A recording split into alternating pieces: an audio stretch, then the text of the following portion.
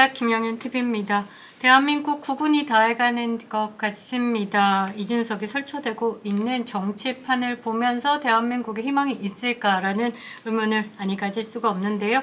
이준석이 소환조사 한 번 안 하고 압수수색도 한 번도 안 하고 무혐의를 받았습니다. 일각에서는 짬짬이가 있지 않았을까, 어느 정도 이해가 간다, 그러니 이준석이지 하는 반응들도 있습니다.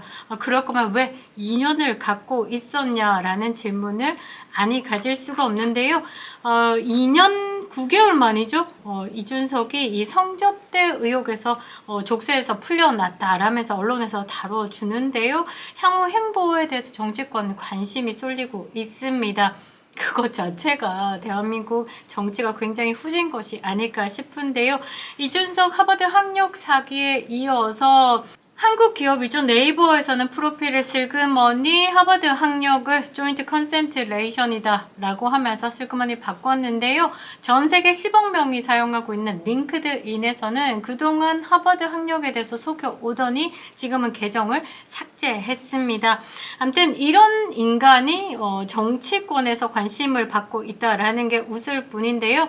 서울중앙지검 형사 1부가 지난 7일에 무혐의 불기소 처분을 했습니다. 성상납에 관련된 7억 각서에 대해서는 성상납에 대한 정황적 증거가 될 수 있으나 성매매를 했다라는 여성이 특정됐던 그 여성이 성매매가 없었다라고 진술을 했고, 그동안에 관계됐던 사람들이 진술을 번복하고 있는 부분에 대해서 신빙성이 좀 떨어진다.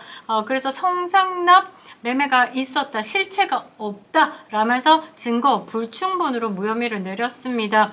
성접대 의혹을 제기한 유튜브였죠. 가로세로 연구소를 이준석이 먼저 허위사실로 고소를 했고, 강신업 변호사가 성상납에 증거가 차고 넘치는데 뭔 소리야, 무고죄로 역고소를 하면서 경찰서에서는요, 성상납에 대해서는 공소시효 만료로 직접적인 처벌을 할 수 없으나 성상납이 있었던 것은 보인다. 이 성상납 의혹에 대해서 제기한 유튜버에게 명예훼손을 건 이준석에게 무고죄의 혐의로 검찰에 송치를 했던 것이죠. 이 성상납 무고죄는 이준석을 굉장히 괴롭혔습니다. 국민의힘 당대표였을 때 당 중앙윤리위원회가 당원권 6개월 정지를 때렸죠.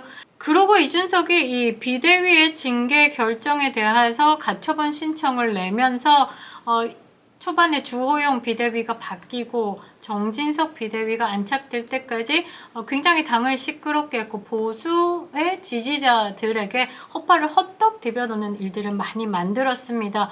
우여곡절 끝에 추가 징계까지 받았던 이준석이요, 2023년 12월에 노원구 돼지갈비집에서 탈당을 하면서 개혁신당을 창당했습니다.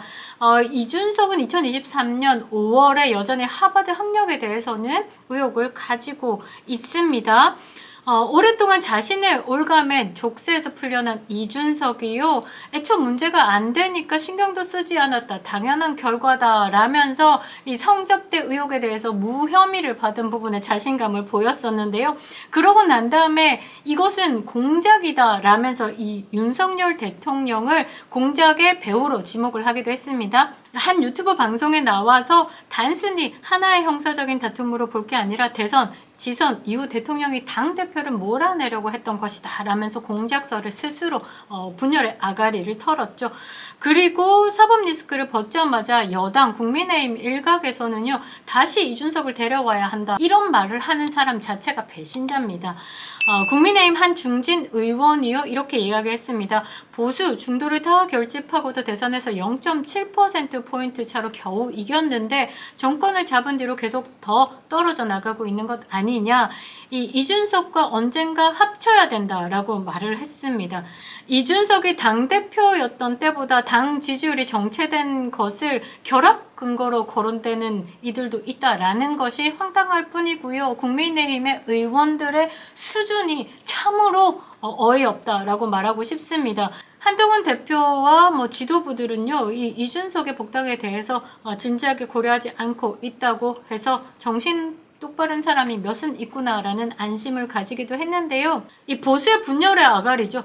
이준석이 나가서 그 창당을 하고 뭐 이런 것들이 지금 현재 국민의힘의 지지율이 하락한 부분에 대해서 뭐 원인으로 분석할 수는 없는 부분인데 상당히 불편한 어그로를 끌고 있다라고 봐야 되는 거고, 중도와 수도권 청년을 확장하는 것과 이준석과는 별개다라는 말이죠. 언론에서 굉장히 이준석을 뭐 청년의 대변인, 중도의 뭐 얘기하지만 사실상 청년을 대변한다라고 보기에는 개혁신당이 굉장히 영에 수렴하는 지지율을 받고 있다라는 부분, 그리고 개혁신당이 뛸 때 그때의 여론조사에서 주부 측에서는 0%의 지지율을 받기도 했습니다. 세대 분열의 아가리, 그리고 보수 분열의 아가리가 가장 대표적인 게 이준석이 아닐까 싶은데요.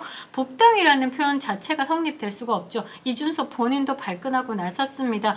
개혁신당을 창당해서 나왔는데 무슨 복당이냐, 이거 이준석과 언제 다시 합쳐야지 라고 말하는 건 일종의 2차 가해다 라면서 괜히 본인의 어깨를 톡톡 치고 있는데요. 굉장히 가짠습니다. 아무튼 최근에 이 이준석을 보면요, 윤석열 정부를 굉장히 저격하는 저격수에 가깝습니다. 이번 의제 정원, 증원을 포함한 모든 국정 과제를 봤을 때 윤 대통령은 진격할 수 있는 최대 한계선에 도달했다라고 또 이야기를 하며 정치 평론의 길을 가고 있는데요. 이준석에 대해서 김종인 전 공관위원장이 정책을 내고 입법 활동을 해라, 그런데 그렇게 평가하고 정치평론가처럼 한다는 건 지금 맞지 않다라고 일침을 가했었는데도 옳은 말 듣지 않는다라는 거죠. 그러면서 이렇게 이야기합니다. 윤석열 대통령의 낮은 지지율을 놓고는 임기 초반만 하더라도 김건희 여사 문제만 해결되면 윤석열 대통령을 다시 믿고 지켜봐줄 사람들이 좀 있었지만 지금은 윤 대통령을 싫어하는 사람들이 대부분이다. 윤석열 대통령에게서 이유를 찾고 있다라면서 현재의 지지율 20%대에 머물고 또 하락의 추세를 보이고 있는 이 윤석열에 대해서 제대로 공격을 하는 부분인데요. 아무튼 이준석이 보겠습니다. 10월에 재보선이 있죠. 기초단체장 4곳의 후보를 냈고요. 그리고 일부 지역에 집중할 것으로 보이는데 당선을 하느냐, 석패를 하느냐, 전판에 완패를 하느냐에 따라서 이준석이 얼마만큼의 가치 있는 인간인지를 판단할 수 있는데요. 최근에 이렇게 이야기했습니다. 2명의 여성 대통령을 만들었다라면서 김건희 여사의 텔레그램을 보면서 공천 개입설에 애매하다라면서 바보 전략을 가고 있는 부분에 김건희 여사와 작당한 것이 아닌가라는 의혹에 선을 긋는 듯한 모양새를 보였는데요. 윤석열 대통령을 보면서 현재 전국 상황에 대한 인식을 바꾸지 않으면 퇴임 후 안전하지 않을 수 있다라면서 이야기를 했습니다. 윤석열 대통령은 차기에 누가 집권을 해도 안 좋게 볼 수밖에 없는 상황으로 몰고 가고 있다. 이는 대한민국 정치사에 또 한 번의 복수 혈전을 예고하고 있는 것이기에 대통령이 빨리 마음을 바꿔 전국을 안정시켜야 한다라고 하면서 임기 후반 대통령이 할 수 있는 딱 하나의 일은 본인의 안전한 퇴임이다라고 주장을 했습니다. 그러면서 박근혜 전 대통령과 이명박 전 대통령을 이야기를 했는데요. 이명박 대통령께서 대통령이 되시고 그 후임으로 박근혜 대통령이 다음 주자로 올라올 수 있게 공간을 열어서 퇴임 이후에 안전하게 사셨다. 문재인 정권이 들어서기 전까지 이렇게 이야기를 하면서 지금 현재 윤석열 대통령이 나아갈 길에 대해서 입을 댔는데요. 가짜않고 가짜않다라는 겁니다. 어느 정도 분석에 대해서 맞는 부분이 있지만 그게 이준석의 분열의 아가리에서 나오느냐 아니면 다른 사람의 입을 통해서 나오느냐에 따라서 또 우리가 받아들이는 게 다르기도 하죠. 그러면서 이준석이 윤석열 대통령에게 이야기를 합니다. 민주당 의원 입장에서는 그렇죠. 얘가 이제 좌파 입장, 야육당 중에 하나니까 윤석열 대통령은 타협이 안 되는 사람으로 판단, 최단기 탄핵으로 가자는 쪽으로 돌아설 것이다 라고 우려를 했는데요. 우려가 아니라 본인이 거기에 한 배를 탄 것이 아닙니까? 유체 이탈 화법을 돌리고 있는데요. 그러면서 이 윤석열 대통령의 심각성은 이런 것 같다라면서 자체 평을 했는데 윤석열 대통령이 아직 한 발이 남아있다라고 착각을 하는 것 같다라고 이야기를 했는데요. 작년에 부산 엑스포 강서구청장 선거 이것을 한 방으로 생각하지 않았을까라는 뜻을 보였는데요. 그리고 이제는 이재명의 사법 리스크가 남아있다라고 생각을 한 것 같다. 그리고 도대체 매번 정무 판단이 어떻게 이렇게 나오느냐라고 안타까워했는데요. 이 부분에 대해서는 조금 저도 좀 생각을 같이 하는 부분이 있습니다. 이재명을 깜빵 보내면 10%, 문재인을 깜빵 보내면 10%, 조국 깜빵 보내면 10% 이런 식으로 생각을 하면서 보고서를 올리고 윤석열 대통령에게 조언하는 참모진들이 있는 것으로 저는 알고 있는데요. 굉장히 잘못된 판단인 겁니다. 그리고 뭐 선수든 전광판을 보지 않는다라고 이야기를 하지만 그런 게임, 승과 패를 나누는 게임과 대한민국을 이끄는 리더로서 정책을 버무리는 일, 굉장히 많은 예측 불허의 사건들과 그리고 협치라는 프로그램, 그리고 다양한 집단과의 소통 등 굉장히 많은 부분을 버무려야 되는 이런 정책에서 전광판을 보지 않겠다라는 건 굉장히 잘못됐다라는 거죠. 대통령의 힘은요, 국민의 지지에 있습니다. 이런 부분에 대해서 정확하게 조언을 하는 조력자가 지금 대한민국 대통령에게 가장 필요한 것이 아닐까라고 생각을 하는데요. 그러면서 건방지게 이런 얘기를 했습니다. 차기 대권에 대해서 생각을 하느냐, 최근에 스물스물 올라오고 있는 부분에 대해서. 그러면서 한다는 말이 대선 돕는 일에 관심이 없다. 그 말은 본인이 대선을 뛰겠다라고 생각을 할 수도 있겠죠. 그러나 하나 걸리는 거 있습니다. 이준석의 학력 사기가 있기 때문에 결코 사적인 영역부터 더럽고 지저분한 인간이 공적인 영역에서 일을 다룬다? 결코 해서는 안 될 일이죠. 아무튼 본인이 대선 돕는 일엔 관심이 없다라고 하면서 2명의 여성 대통령을 만들어 본 경험이 별로 좋지 않다라고 말했습니다. 대한민국의 첫 여성 대통령은 박근혜 대통령이죠. 그 외에 건방진 말을 또 한 것이 아닌가라고 생각을 아니할 수 없는데요. 정치는 혼자 하는 것이 아니라 함께하는 협업이죠. 고로 누구와 함께 가느냐가 성패를 좌우한다라는 말입니다.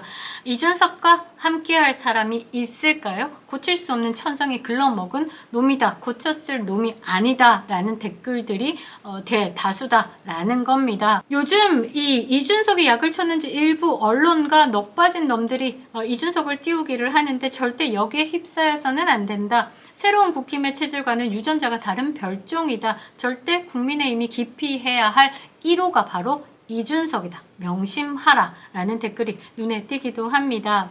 그리고 또 댓글이 눈에 띄는데요. 이준석이 성상납 받고 2차나 러브호텔에 드나들었던 건 사실이었다. 단지 증거가 그 성상납을 했다는 회사 대표와 룸살롱을 주선했던 사람의 구체적인 증언뿐이라는 게 증거 불충분의 이유다. 그 판단은 법원에서 했어야 하는데 경찰이 사실이라고 기소했던 사건을 검찰이 막았다는 게 좀 이해가 안 된다. 박근혜 대통령을 팔아서 온갖 접대와 향응을 받고 즐겼으면서 결국은 박근혜 대통령을 배신하고 등에 칼을 꽂았던 이준석 놈이었다. 이런 놈은 정치판에 얼짱거리면 절대 안 된다. 인간이 축생과 다른 점은 신의와 의리가 있다는 건데 이런 놈은 그게 없으니 짐승 같은 놈일 뿐이다. 접대받고 오리발 내미는 정말 나쁜 놈이다. 라고 0353땡땡땡땡 님께서 댓글을 달아주셨는데요. 이준석의 뒷배가 세슈스의 세력이 아닐까 합니다. 일반인이라면 벌써 깜빵에 갔는데 무슨 뒷배가 있어 취해 법권인지요. 이렇게 이야기를 해주시네요. 하버드 학력 사기는 결코 벗지 못하는 진실이기 때문에 피해가는 방법에 고민을 하고 있지 않을까 싶습니다. 김영일TV였습니다.